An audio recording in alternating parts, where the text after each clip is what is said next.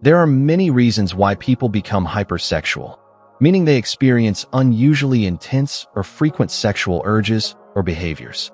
And while it's often misunderstood or even joked about, hypersexuality is actually a serious psychological and emotional concern for many individuals. In psychology, researchers often describe hypersexuality as existing on a spectrum between two key ideas: sexual compulsivity and sexual impulsivity. These two concepts might sound similar, but they actually come from very different emotional places. Compulsivity versus impulsivity. Let's start with sexual compulsivity. Compulsivity is when a person feels trapped in a repetitive cycle of thoughts and behaviors that they can't easily control. It's similar to obsessive-compulsive disorder, or OCD. In this case, the person experiences unwanted sexual thoughts or fantasies that cause distress, anxiety, or guilt. They don't necessarily want to act on these thoughts, but they feel that they have to, because the only way to get temporary relief from the anxiety is to perform the behavior. In other words, the sexual behavior becomes a coping mechanism, a way to self-soothe from uncomfortable emotions such as stress, loneliness, depression, or insecurity. So, for compulsive individuals, the motivation is to escape from negative emotions. The sexual act is not about pleasure, it's about relief. On the other hand, sexual impulsivity works in a slightly different way. Impulsivity is more about chasing pleasure rather than avoiding pain. It's when someone finds it difficult to resist an urge, in this case, the urge to engage in sexual activity.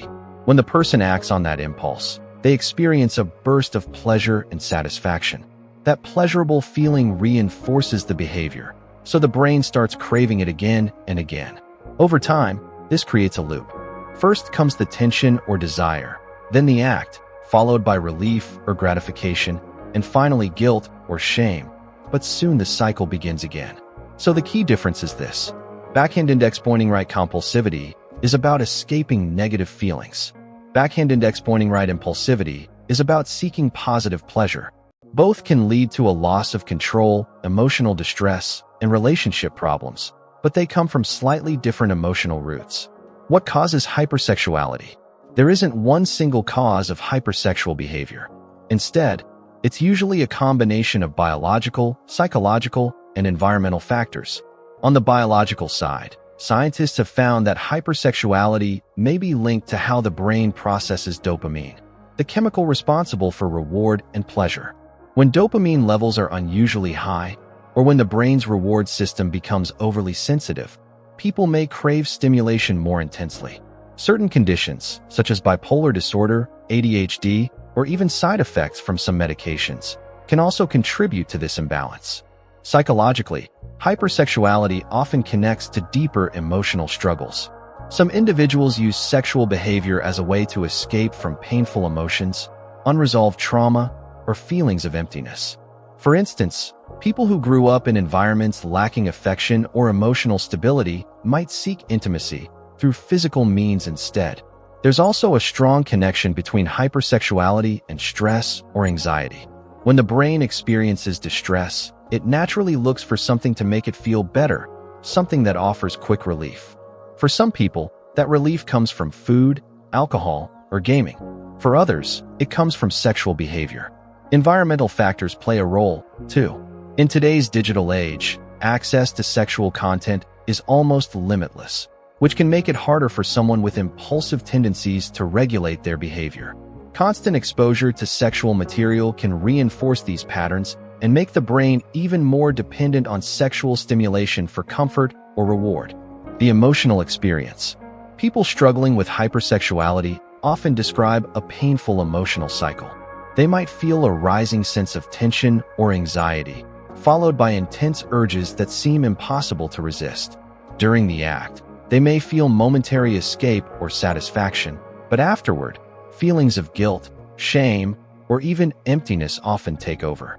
This emotional roller coaster can deeply affect self-esteem and relationships. Some individuals isolate themselves, fearing judgment or rejection. Others may find it hard to maintain trust and intimacy in romantic relationships. What's important to understand is that this behavior is not simply about desire or morality. It's about how the brain and emotions interact under stress. Recognizing that distinction is the first step toward healing, treatment, and professional help. The good news is that hypersexuality is treatable.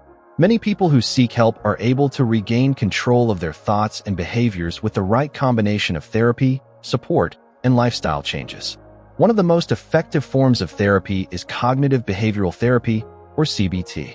CBT helps individuals identify the thought patterns that lead to compulsive or impulsive behaviors. It teaches practical tools for managing urges, challenging distorted thinking, and finding healthier ways to cope with stress or emotional pain. In some cases, psychodynamic therapy can also be useful, especially when hypersexuality is rooted in past trauma or deep-seated emotional conflict. This form of therapy helps uncover the underlying issues that drive the behavior, rather than just focusing on the surface symptoms. Support groups, both online and in person, can also make a huge difference.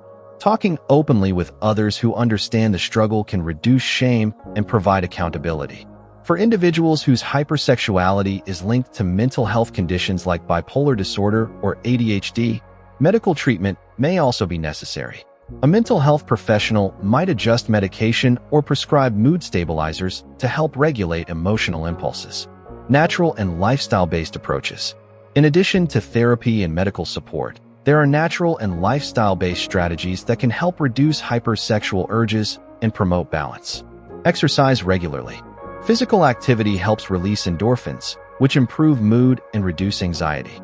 Exercise also helps regulate dopamine levels in the brain, decreasing the intensity of compulsive urges. Practice mindfulness or meditation. These practices help people become more aware of their thoughts and emotions before acting on them. When you notice the urge rising, mindfulness allows you to pause, breathe, and choose a different response instead of reacting automatically. Set healthy boundaries. This includes avoiding triggers, such as explicit websites or social media pages, that fuel the cycle. Replacing those habits with fulfilling activities like reading, hobbies, or creative work can retrain the brain to seek healthier rewards. Strengthen social connections. Isolation often worsens compulsive behavior. Building supportive relationships with friends, family, or community groups helps meet emotional needs in non-sexual, meaningful ways. Keep a journal. Writing down emotions, thoughts, and urges helps create self-awareness. Over time, journaling can reveal patterns, such as what triggers the behavior, and make it easier to address them consciously. Balanced nutrition and sleep. Poor sleep and diet can increase impulsivity and emotional instability. Maintaining a healthy routine keeps both the mind and body more regulated. Spiritual or relaxation practices. For some, prayer, yoga, or spending time in nature can bring peace and balance that replaces the need for escape through compulsive behavior. A compassionate perspective. Finally, it's essential to approach hypersexuality with compassion rather than judgment. People experiencing this struggle are not addicted to pleasure in a shallow way. They're often managing deep emotional pain, trauma, or distress. The road to recovery is not about suppressing sexuality, but about creating a healthy relationship with it.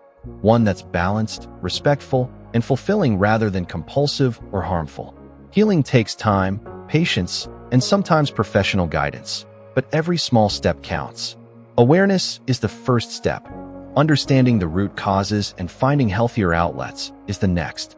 Remember, the goal isn't to remove sexual desire. It's to restore control, peace, and emotional balance in your life. If you or someone you know struggles with hypersexuality, know that help is available and recovery is absolutely possible. With understanding, therapy, and self-care, the cycle can be broken, and a healthier, more peaceful connection with yourself can be rebuilt. If you found this video helpful, don't forget to subscribe for more content on sexual health, psychology, and emotional well-being.